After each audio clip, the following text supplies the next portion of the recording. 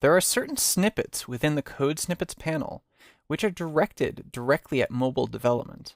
In this lesson, we'll see how to apply these snippets to our mobile projects. So here I have a document, and it's targeting Air 3.2 for Android as its published target.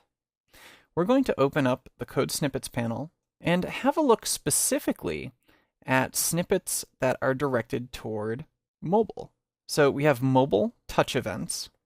These include the tap event, and any of these you can get information right here. So for instance, this one reads tapping on the specified object executes a function. Touch and drag event, and long press event. And not all of these are going to be necessarily applicable for every platform, such as long press event. It's something that's very common on Android, but something that's not familiar to users of the iOS platform. They'd probably get confused if you use this on some sort of application that's distributed to that device.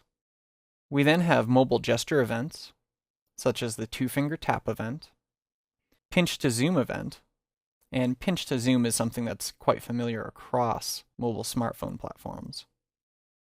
We have the pan event, the rotate event, and the swipe event.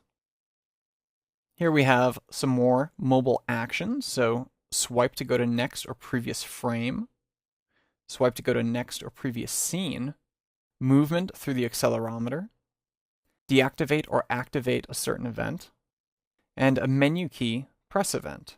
So that's a hardware key. And of course, the menu key is only actually available on Android. So you must keep these things in mind as you're targeting specific platforms.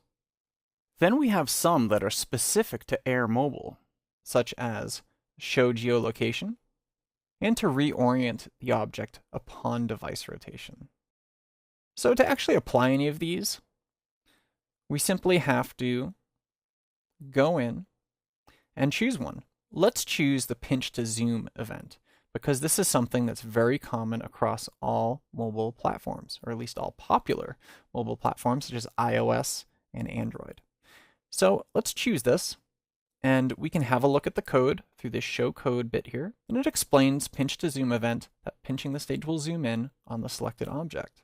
It gives you instructions such as saying the symbols, registration, transformation points should be at the center, which in the case of this object, if I click upon it, we see that it definitely is in the center. You'll also notice while I have this selected that the instance name of this object is icon. So going back to my snippets panel and back into the code, we can also see that the symbol should be the background of your application and size to match the stage. So all they're saying here is just a recommendation. It doesn't really have to be. So then it shows you the code here. So we're basically going to set the multi-touch input mode equal to multi-touch input mode.gesture, which allows gestures to take place. Then we add an event listener to the stage of type transform gesture event, gesture zoom. When a gesture zoom event is detected, we'll invoke fl underscore zoom handler. And that function is right here. So function fl zoom handler. The event is of type transform gesture event. It returns void. And basically what it's doing is setting the icon scale x multiplied by the to itself and the event.scale y, and the icon scale y multiplied itself to event.scale y. So this is information that comes through this transform gesture event that's applied to that icon. So let's say insert. Okay, so we can see down in our actions layer that we now have actions in here.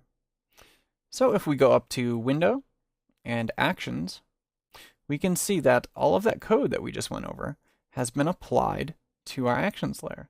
And you can see it's not a lot of code either. It's the basics of what you need to do to get transform gesture events working for mobile.